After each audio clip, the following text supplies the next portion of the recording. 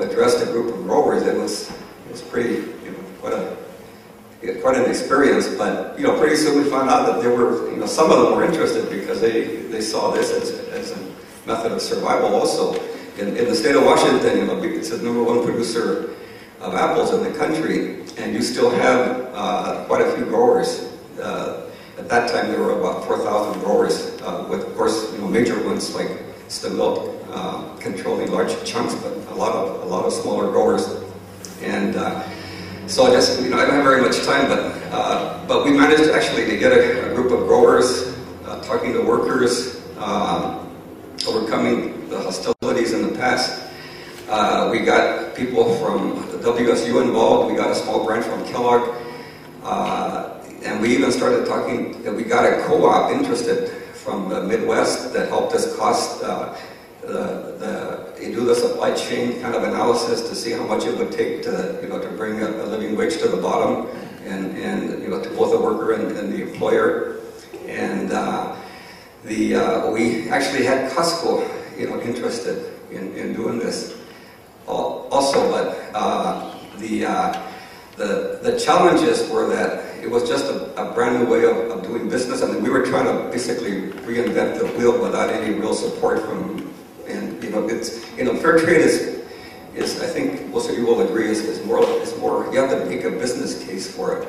I mean, you have to understand the chains of production, distribution, you have to understand about branding, marketing, and we just really didn't have that support. And so there were these kind of factors, and there were also internal factors. I was working with an organization that organized workers and didn't understand this and had kind of a different schedule. And so in the end, it did not get off the ground. But I think that in spite of that, I think there's still a lot of utility in talking about this type of approach. Coming from working with folks on the ground, I mean, there's no confusion in their minds that if you're going to change conditions, it starts with wages. You got to have an improvement in wages. And words are fine, but you can't eat words. You got to have something concrete flowing to them. And I think the fair trade model offers that approach. And if we could somehow combine fair trade with CSR standards, I think that would be really powerful. And then we could also get academia and fair trade organizations working together with some of the more grassroots organizations in this country. I think that would also hold a lot of promise. And so those things. I mean, I remember when we were trying to do the fair trade organization here, we went and visited, and we took the whole union to go and visit a transfer in Oakland, and I mean, we couldn't even get to see the director, and they weren't interested in doing anything locally. So there's kind of this kind of arrogance, that we have to kind of get by.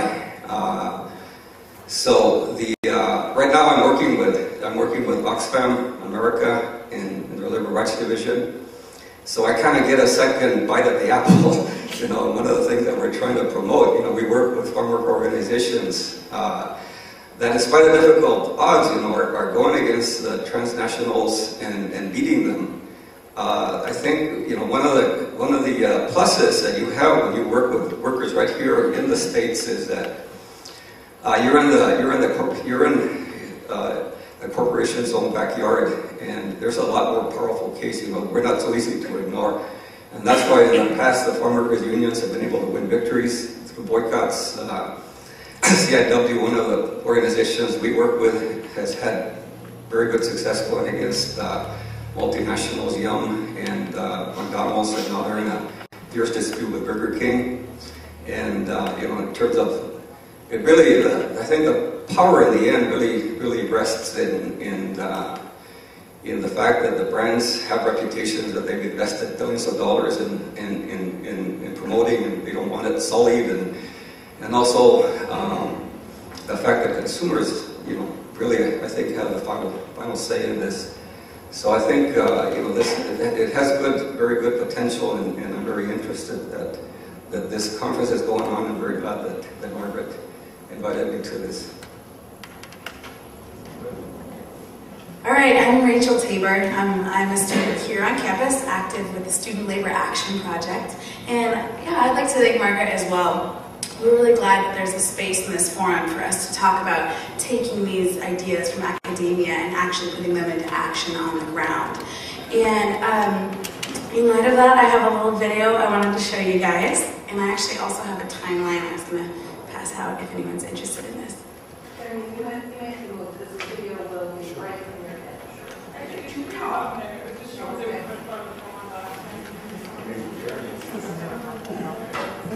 Jeremy's fault. Thank you.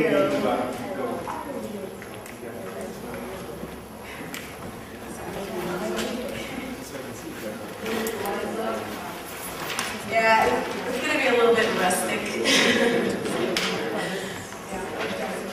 Thanks. Yeah. Is the sound working? No.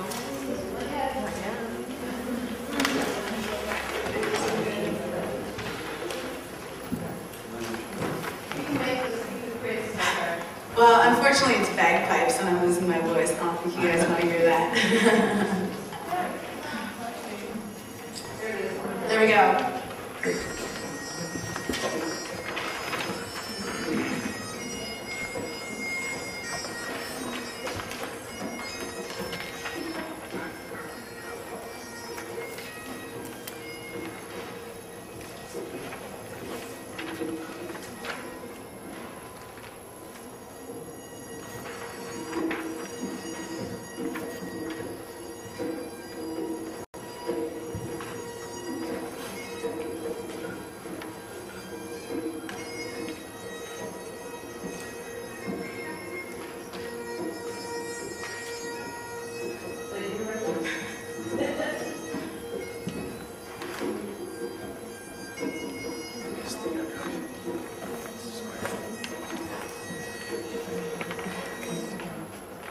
Alright, so it's a pretty short clip, but I just kind of wanted you guys to get a feel for what slap activism at UW is all about.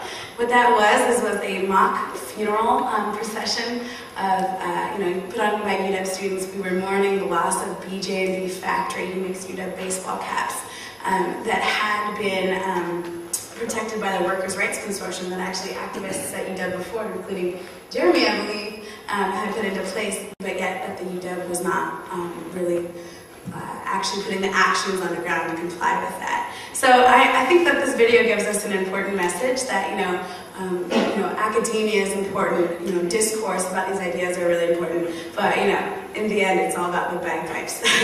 So you have to actually get some noise on the ground about this kind of thing. And yeah, I guess I'll talk a little bit. I believe, that you guys have been talking about the Workers' Rights Consortium here. I don't know, I've had to be at work today, and have some familiarity with what that program is. But the whole idea, and in this timeline that I passed around, actually, you guys can see that in 2001, there were activists at the University of Washington with the Student Labor Action, something with a C, SLAC, that they, through escalation on campus, I believe they had a camp out in Red Square, actually formed the committee, the Licensing Advisory Committee. That was President McCormick's response to their demands that all of the apparel produced with the Husky logo, with purple and gold, with these things we wear with pride, actually were, not exploiting people in their production. So the Workers' Rights Committee was adopted by the University of Washington then, and that meant that a third-party monitor was, on site in all the 3,000 factories around the world that UW apparel comes from, and able to monitor by talking with workers and things like this.